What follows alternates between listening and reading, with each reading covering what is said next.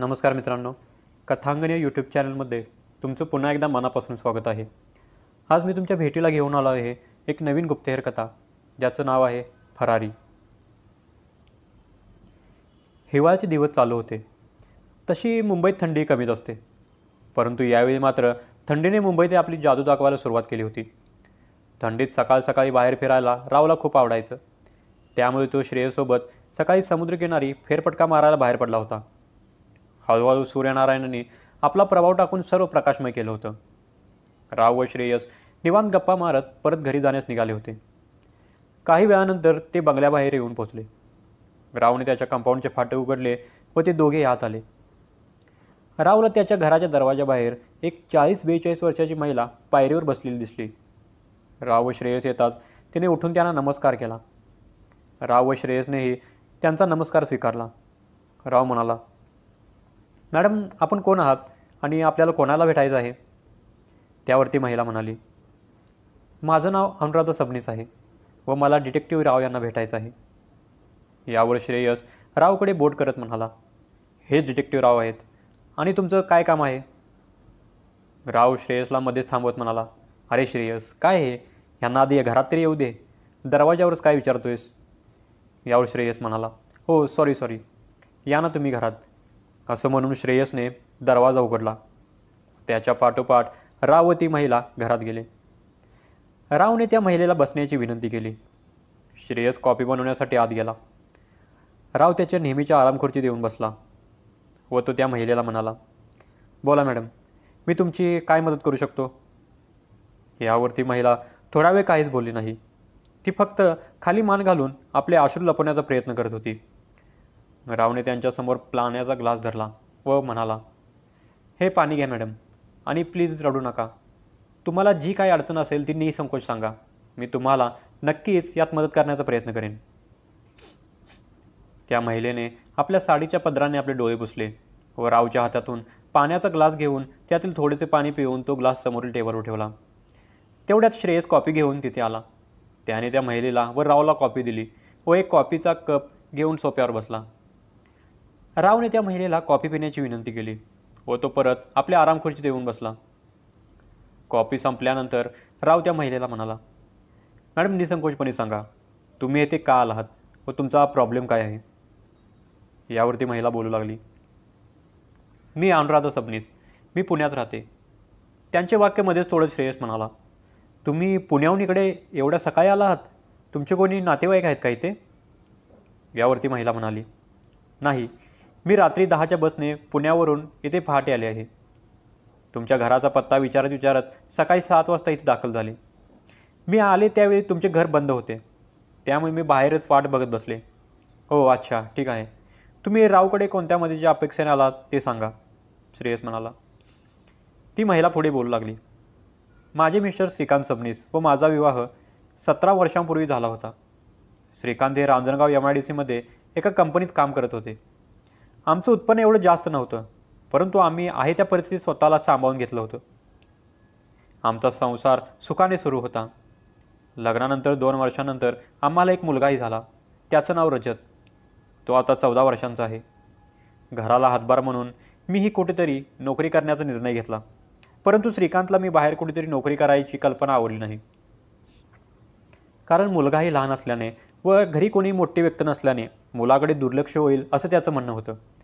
कारण श्रीकांतला आईवडील नाहीत, त्यामुळे घरी मी, श्रीकांत व रजत तिघेच असायचो. आमच्या घरापासून काही अंतरावर काही कॉलेजेस आहेत. बाहेर गावावरून तिथे अनेक जण शिक्षणासाठी येतात. त्यांच्या जेवणासाठी मेस चालू करावी अशी माझी कल्पना माझ्या डोक्यात आली. त्यामुळे मी ही कल्पना श्रीकांत यांना सांगितली. त्यांना ही कल्पना आवडली. आमचं घर छोटं असल्याने आम्ही एक गाळा भाड्याने घेण्याचा व मेसचा घरगुती व्यवसाय सुरू करण्याचा निर्णय घेतला. घराशेजारील एका गाळा भाड्याने द्यायचा होता, पण त्या गाळ्याचे डिपॉझिट हे 1 लाख रुपये होते आणि सर्व व्यवसाय सुरू करण्यासाठी पैसे लागणार होते, परंतु आमच्याकडे तेवढे पैसे नव्हते. मग श्रीकांतने त्याच्या गावाकडे 1 गुंठ्याची जागा होती. आम्ही येथे पुण्यात सेटल झाल्यामुळे तिथे कोणी राहायला नव्हते, त्यामुळे ती जागा आम्ही विकली व आमचा व्यवसाय सुरू केला. थोड्या दिवसातच आमचा चांगलाच जम बसला होता, परंतु ह्या आमच्या संसाराला कोणाची नजर लागली. एवढं म्हणून ती महिला रडू लागली. श्रेयसने त्यांना पाणी पिण्यास देऊन शांत केलं. ती महिला शांत होऊन पुढे बोलू लागली. एके दिवशी श्रीकांत बाहेरगावी त्यांच्या एका मित्राच्या लग्नाला गेले होते. त्यांच्यासोबत त्यांचा एक मित्रही होता. त्याचं नाव राजीव पटेल. पुण्यापासून ते गाव दूर असल्याने रात्री यायला वेळ होईल याची कल्पना मला श्रीकांतने दिली होती. रात्री 10 वाजता मी त्यांना फोन केला, परंतु त्यांनी फोनच उचलला नाही. ते टू व्हीलरवरून गेले असल्याने गाडी चालवत असतील, त्यामुळे कदाचित फोन उचलत नसतील असे मला वाटले. त्यामुळे मी परत फोन नाही केला. मला रात्रभर झोप येत नव्हती. मी 12 वाजता रात्री परत त्यांना फोन केला, परंतु त्यांनी तरीही फोन नाही उचलला. त्यांच्या डायरीत त्यांच्या मित्राचा म्हणजेच राजू पटेलचा नंबर होता. मी त्यांना फोन केला, परंतु त्याचा फोनही स्विच ऑफ होता. तेच असतील, गाडी चालवत असतील म्हणून फोन उचलत नसतील असे सांगून मी माझ्या मनाची समजूत घालत होते. मी रात्रभर जागीच होते.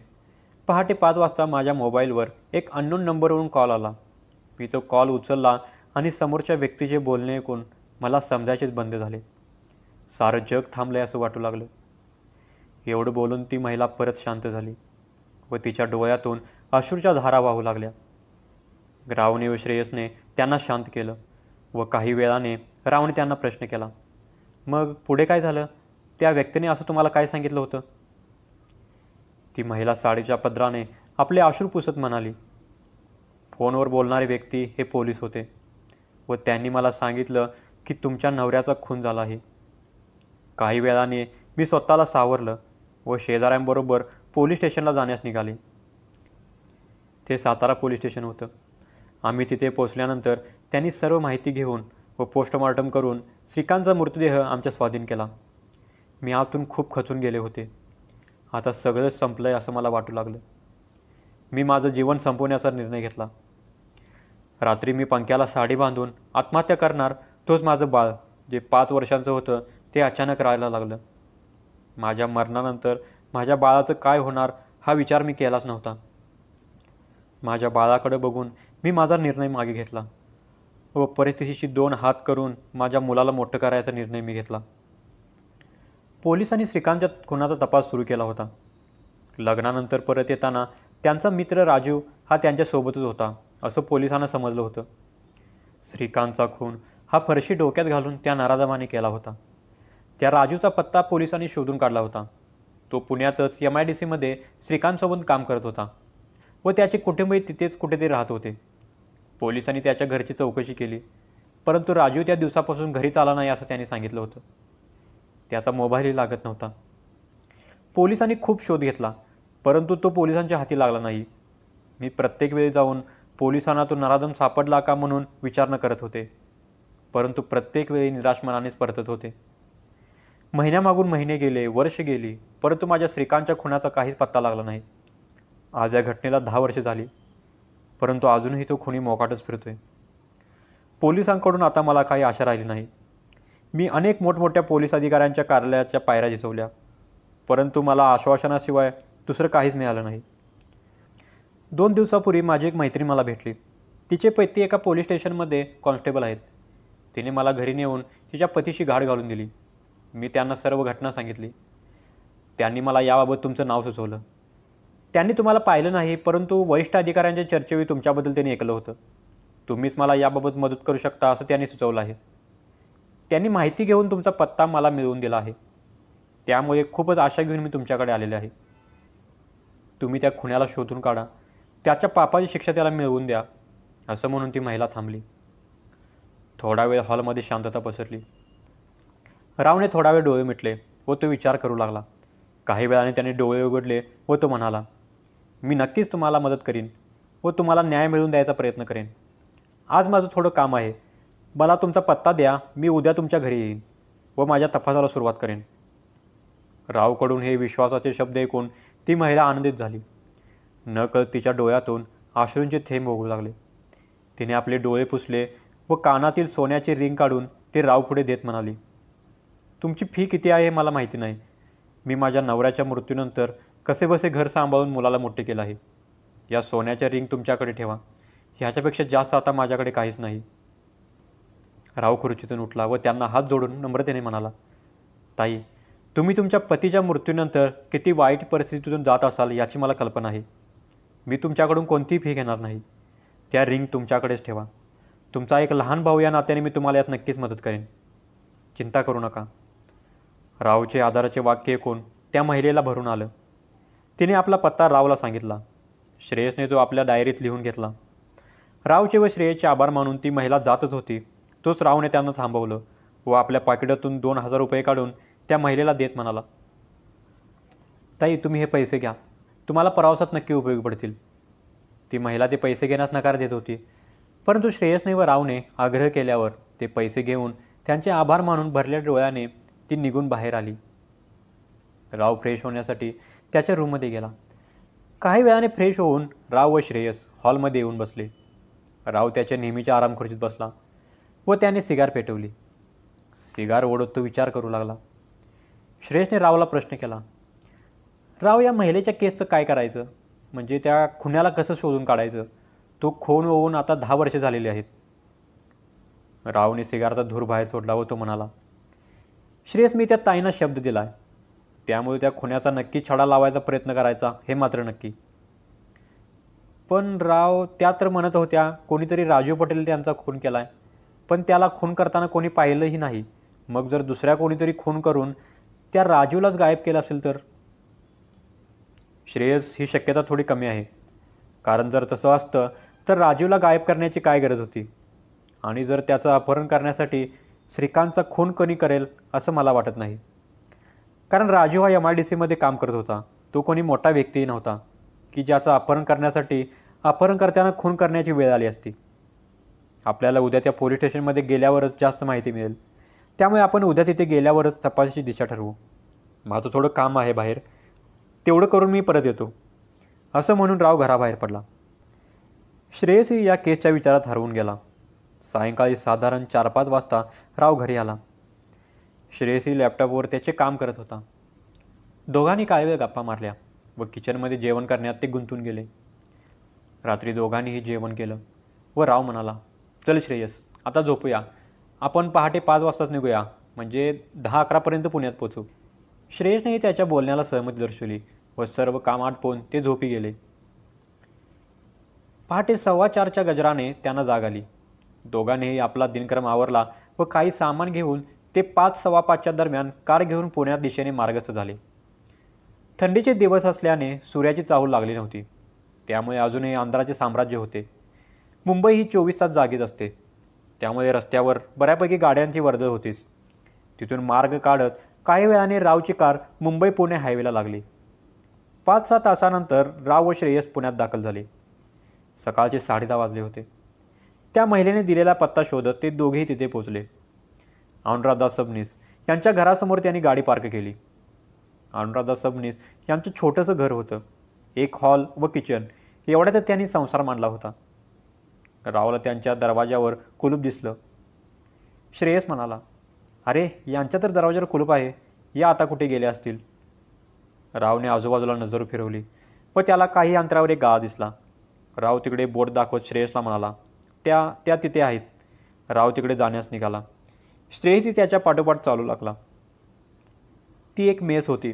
साधारण 12x15चा तो गाळा होता व बाहेर रजत खाना असा बोर्ड लावला होता. रजत हे नाव अनुराधा यांच्या मुलाचं आहे हे रावने ओळखलं व तो आत गेला. तेथील टेबलवर 2 माणसे जेवत होती. राव व श्रेयस आल्याचे त्या महिलेने पाहिले व ते आनंदाने आतील स्वयंपाक खोलीतून बाहेर आली. त्या हॉलमध्येच एक लाकडी पार्टिशन मारून एक जेवण करण्याची खोली बनवली होती. त्या महिलेने त्यांचे स्वागत केले व त्यांनी जेवणासाठी बसण्यास सांगितले. दोघेही खूप दुरून प्रवास करून आल्याने त्यांना भूक तर लागलीच होती. त्यामुळे दोघांनी हात धुवून तेथील एका टेबलवर बसले. त्या महिलेने त्यांना आपुलकीने जेवायला वाढलं. साधेखानी शाकाहारी जेवण होतं, परंतु त्या जेवणाची चवही एकदम भारीच होती.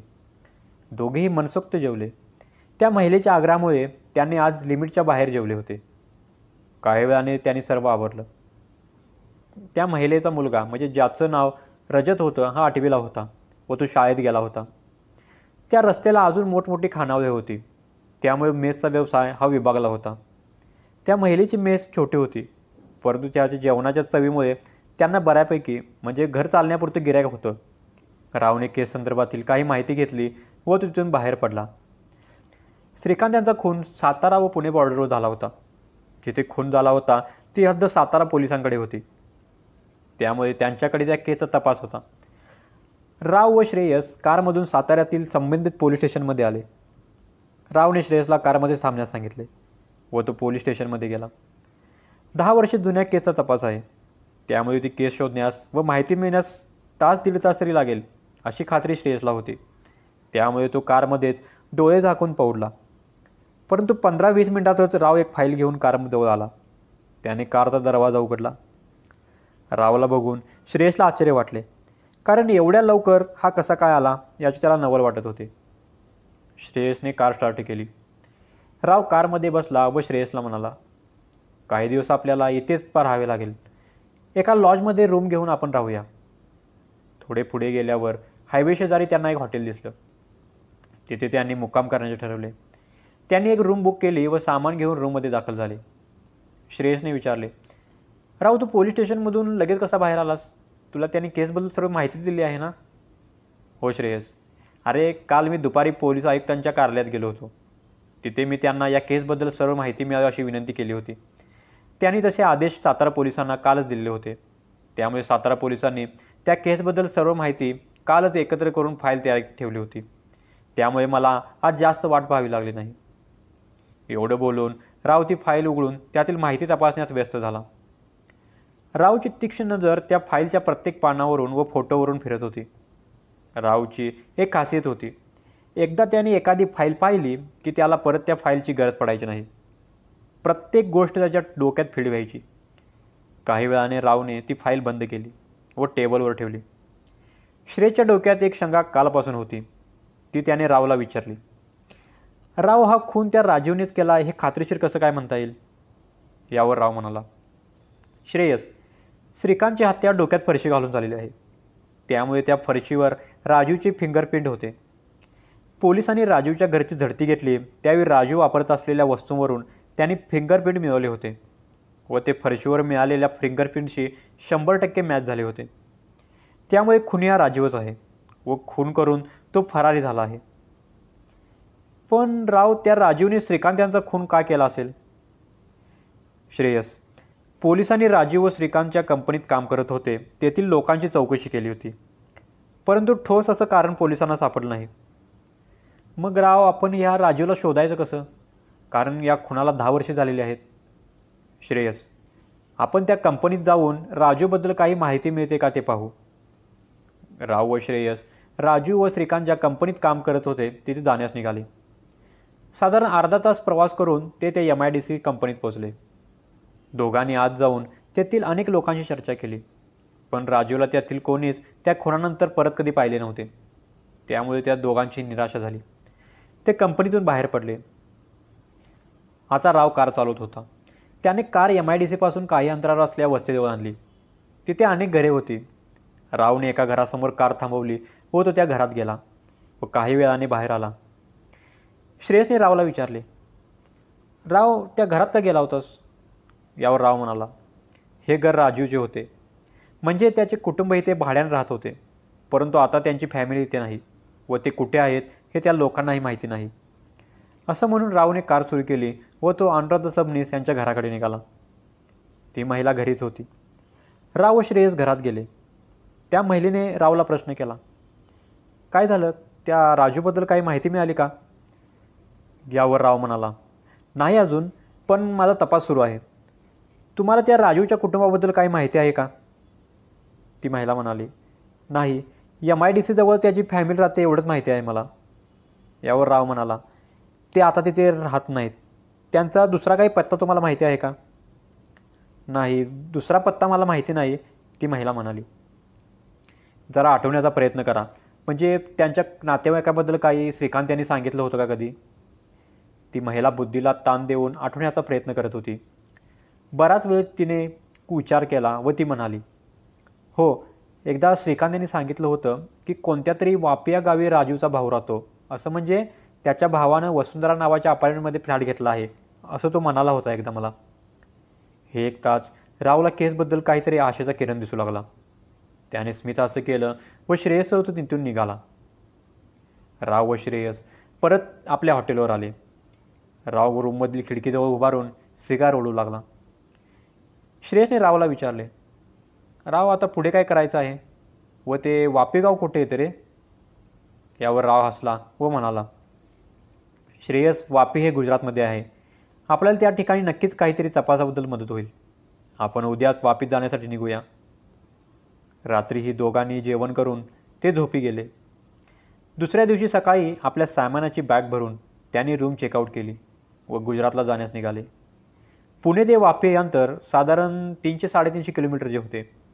प्रवासाचा त्रास नको म्हणून दोघांनी आलटून पालटून ड्रायव्हिंग करायचं ठरवलं. ते पुण्यातून वापीच्या दिशेने मार्गस्थ झाले. 5-6 तासांचा प्रवास करून ते वापीत दाखल झाले. वापी हे गुजरातमधील आर्थिकदृष्ट्या सबळ असे ठिकाण आहे. तिथे गर्दी मोठ्या प्रमाणात असते. वापीमध्ये पोचल्यावर रावने गुगलवर वसुंधरा अपार्टमेंट सर्च केलं. त्याला वापीत त्या नावाच्या 2 अपार्टमेंट दिसत होत्या. एक राव असलेल्या ठिकाणावरून 5 किलोमीटरच्या अंतरावर होती, तर दुसरी 35 किलोमीटरच्या अंतरावर होती. त्यामुळे जवळ असलेल्या अपार्टमेंटमध्ये पहिला जायचा निर्णय दोघांनी घेतला. 5 किलोमीटर अंतर कापून ते वसुंधरा अपार्टमेंटच्या बाहेर दाखल झाले. वसुंधरा अपार्टमेंट ही तेवढी मोठी नव्हती. 4 मजल्यांची ती अपार्टमेंट होती. रावला राजूच्या भावाचे नाव माहिती नव्हते. राजूचा तो सक्का भाऊ होता, त्यामुळे राजूच्या केस फाईलमध्ये त्याचे नाव राजू रतनलाल पटेल आहे याची माहिती त्यात नोंद होती. त्यामुळे रावने गेटवरील वॉचमनला रतनलाल पटेल कोणत्या मजल्यावर राहतात ते विचारलं. त्यावेळी त्या वॉचमनने रावला संशयाच्या नजरेने पाहिलं होतं. म्हणाला, तुम्हाला रतनलाल पटेल यांच्याकडे काय काम आहे? रावला काहीतरी गडबड आहे याची शंका आली. त्याने आपले वाक्य फिरवले होतं. म्हणाला, मला रतनलाल पटेल यांच्याकडे नाही, तर त्यांच्या मुलाकडे काम आहे. यावर तो वॉचमन थोडा हसला व म्हणाला, असं आहे होय, तरीच म्हटलं, रतनलाल यांचं निधन 5 वर्षांपूर्वी झालेलं आहे. तुम्हाला त्यांचा मुलगा प्रदीप यांना भेटायचा आहे तर? यावर राव त्यांच्या म्हणण्याला सहमती देत म्हणाला, हो, प्रदीपलाच भेटायचं आहे. मला माहिती आहे रतनलाल यांचं निधन झालं आहे. मी प्रदीपचा नातेवाईक आहे. मी इंग्लंडला आहे जॉबला. 4 वर्षातून आज आलो आहे प्रदीपला भेटायला. त्यामुळे चुकून रतनलाल यांचं नाव आलं तोंडात. यावर तो वॉचमन म्हणाला, हां, काही हरकत नाही. तुम्ही एवढ्या दुरून आलाय म्हणजे प्रदीप यांच्या आईचं निधन झालं आहे, त्यामुळे त्यांचं सांत्वन करण्यासाठी आला असाल ना? यावर राव मुद्दामहून दुःखी चेहरा करत म्हणाला, हो ना, आता कुठे प्रदीपचा व्यवस्थित जम बसला होता. तोपर्यंत देवाने काकूंना पण त्याच्यापासून दूर केलं. रावने त्या वॉचमनला व्यवस्थित पटवलं होतं. तो काही वेळ वॉचमनशी बोलून कारमध्ये येऊन बसला व तो श्रेयसला म्हणाला, चल श्रेयस, इथे जवळ कोणत्या तरी हॉटेलमध्ये आपण थांबूया. उद्या परत आपण इथे येऊ. पण राव, त्या वॉचमनकडून तुला काय कळालं आणि त्या राजूचा भाऊ इथेच राहतो का? यावर रावने स्मिताचं केलं व तो म्हणाला, हो, इथेच राहतो आणि त्याचं नाव प्रदीप पटेल आहे. आणि 10 दिवसांपूर्वीच त्याच्या आईचा ॲक्सिडेंट झाला होता. त्याच प्रदीपच्या आईचा मृत्यू झाला आहे. अरे राव, पण आपण आत्ता नाही जाऊ शकत का प्रदीपच्या घरी? नाही श्रेयस, मी त्या वॉचमनला सांगितलं आहे की मी त्या प्रदीप पटेलचा नातेवाईक आहे.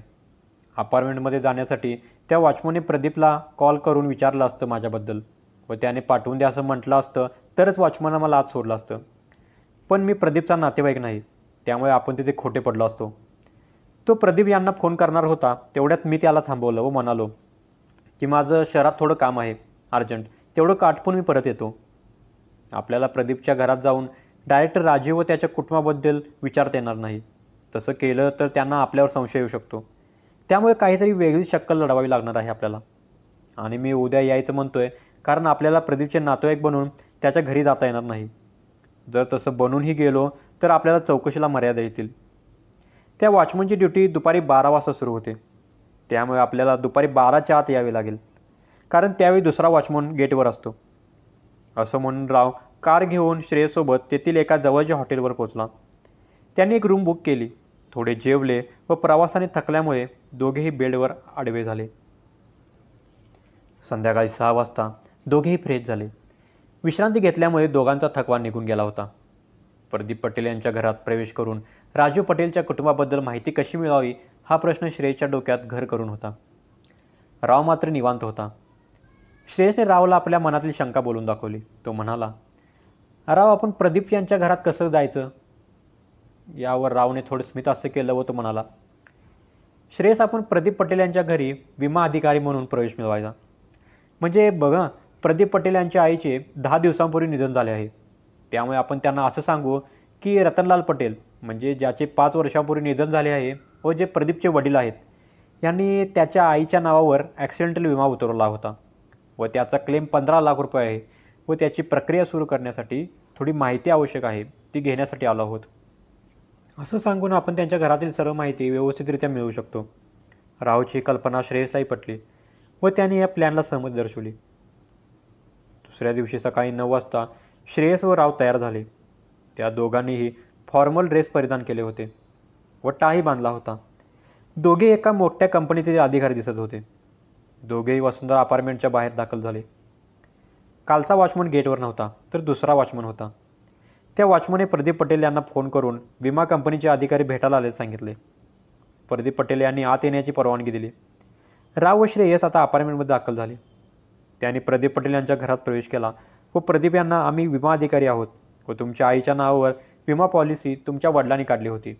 त्या 15 लाख रुपयांचा क्लेम तुम्हाला देण्यासाठी काही माहिती घेण्यासाठी आलो आहोत, असं सांगितलं. 15 लाख रुपये मिळणार म्हटल्यावर प्रदीप पटेल यांना आनंद झाला. रावने घरातील सर्व व्यक्तींची नावे विचारली व श्रेयस ती फाईलमध्ये नोंदवू लागला.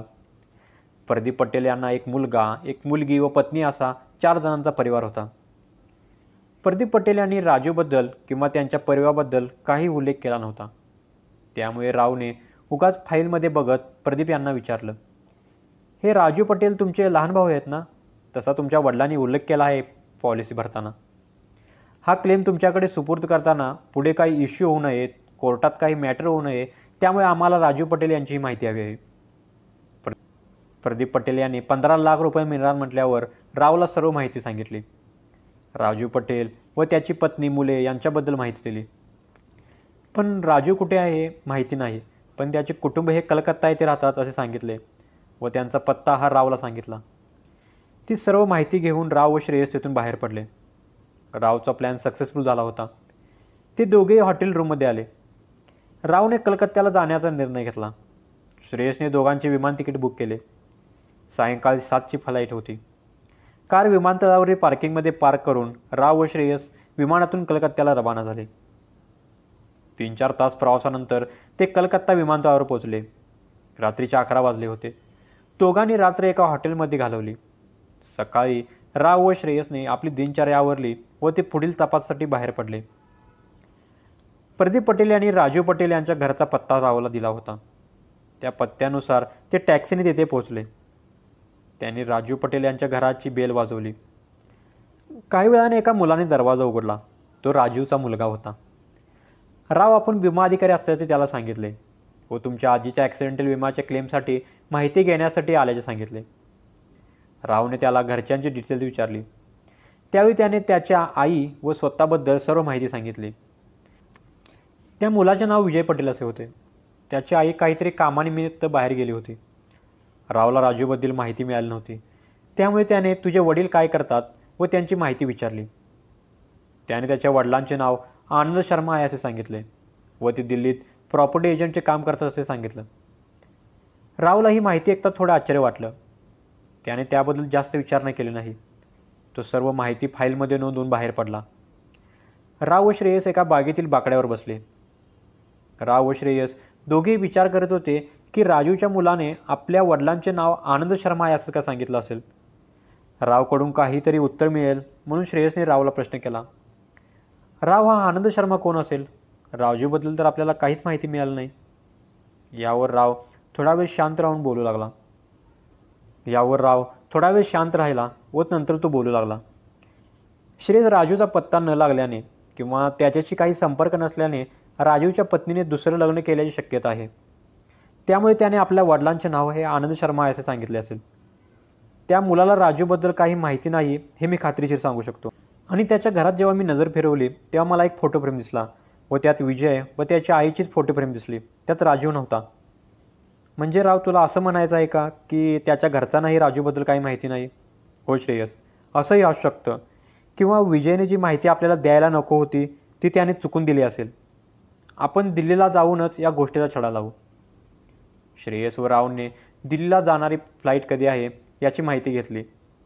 तर सुदैवाने कलकत्त्यावर पुढील 1.5 तासानंतर दिल्लीसाठी फ्लाईट होती.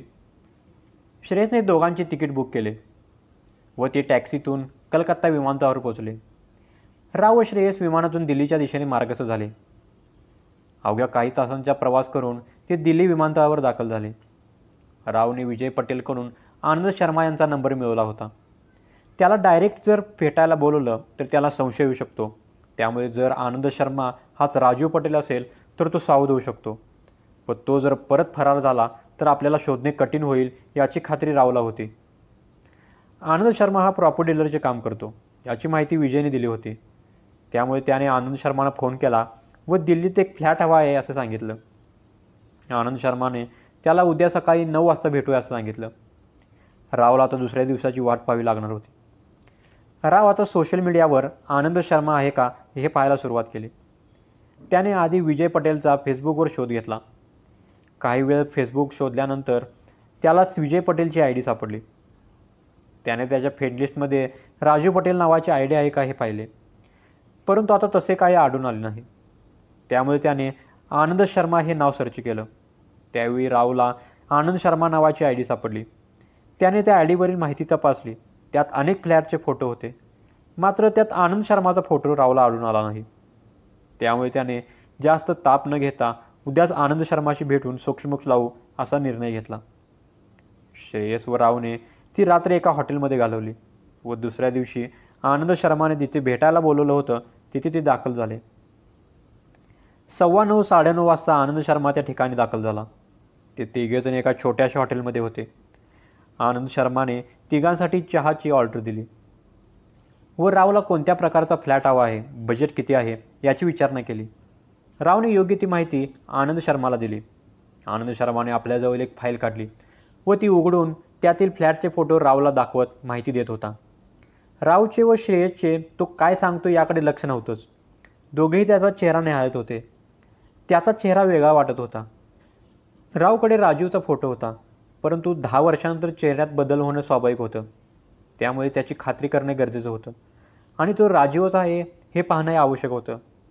त्याला संशय येऊ नये म्हणून रावने त्या फाईलमधील एक फ्लॅट सिलेक्ट केला व हा फ्लॅट पाहू असं सांगितलं. त्याने दुपारी 3 वाजता भेटू असं सांगितलं.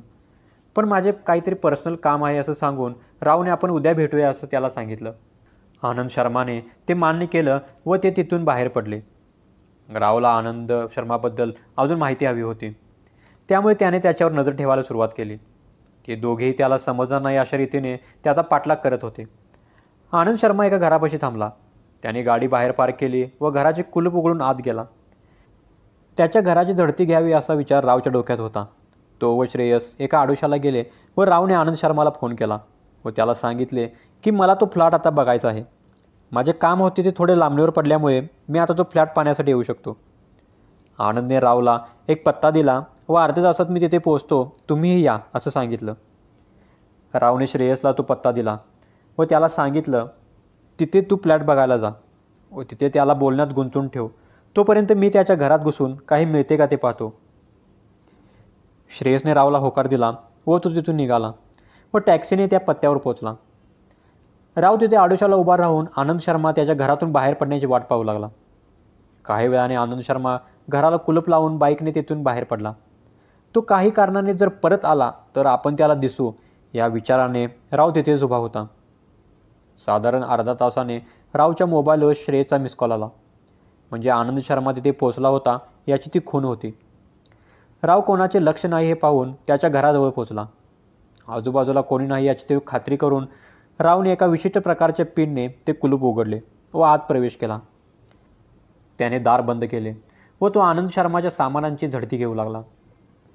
त्याला आनंद शर्माचा फोटो तिथे कुठे आढळून आला नाही, मात्र एका डॉवरमध्ये त्याला त्याचे आधार कार्ड सापडले. त्या आधार कार्डचा फोटो काढला व अजून थोडा तपास करून सर्व व्यवस्थित प्रकारे सामान ठेवून दरवाजाला कुलूप लावून तिथून तो बाहेर पडला.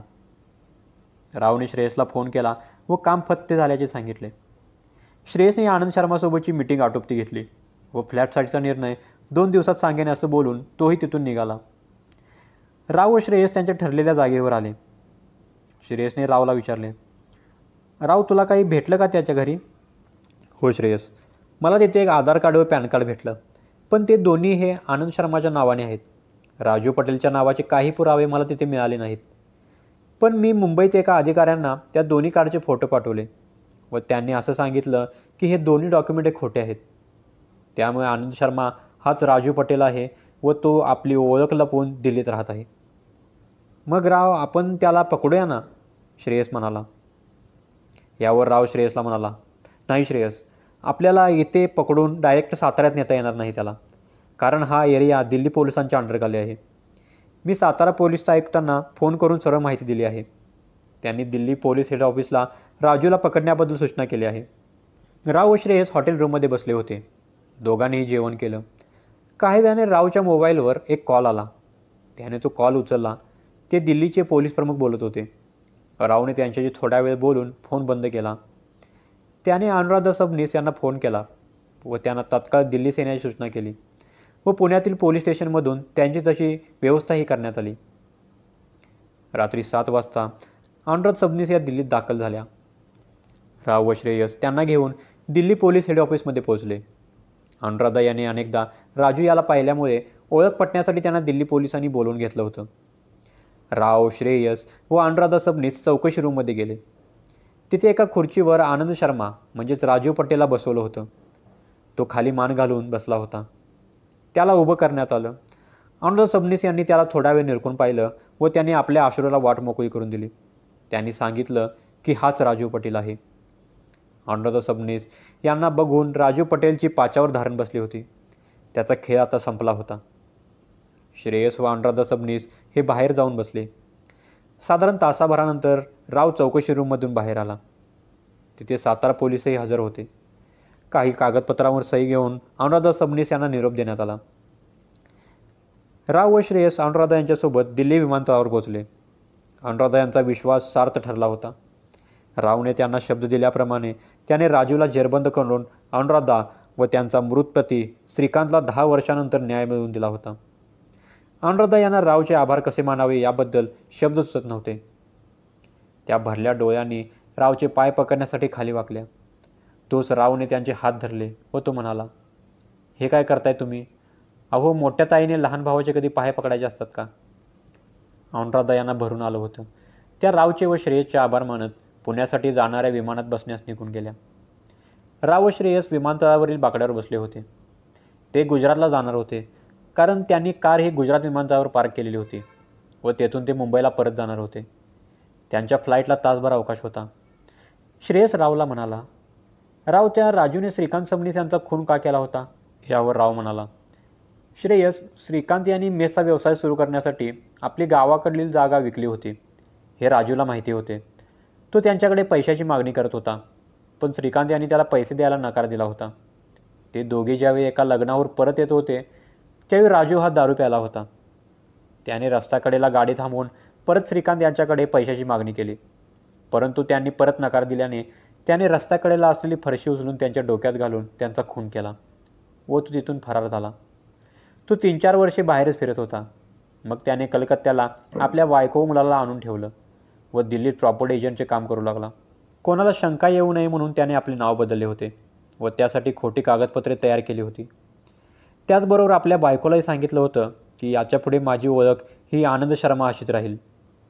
राजूच्या घरची झडती घेताना पोलिसांना त्याचा फोटो सापडला नव्हता, तर फक्त आयडेंटिटी फोटो मिळाला होता. त्यामुळे आपल्याला त्याला ओळखण्यात थोडी गफलत झाली होती. परंतु शेवटी वाईटाचा शेवट हा होतोच. त्याप्रमाणे राजू हा शेवटी जेरबंद झालाच. सातारा पोलीस दिल्ली पोलिसांकडून राजूचा रितसर ताबा घेऊन त्याला त्याच्या गुन्ह्याची शिक्षा देतील. एवढं बोलून राव थांबला. काही वेळाने विमानतळावर गुजरातला जाणाऱ्या फ्लाईटची अनाऊन्समेंट झाली. राव व श्रेयस गुजरातला जाण्यास निघाले. अशा प्रकारे रावने एका 10 वर्षापूर्वीच्या खुनाचा तपास पूर्ण करून गुन्हेगाराला गजाड केलं होतं. तर चला मित्रांनो, तुमचा निरोप घेतो. भेटूया नवीन कथेसह लवकरच. धन्यवाद.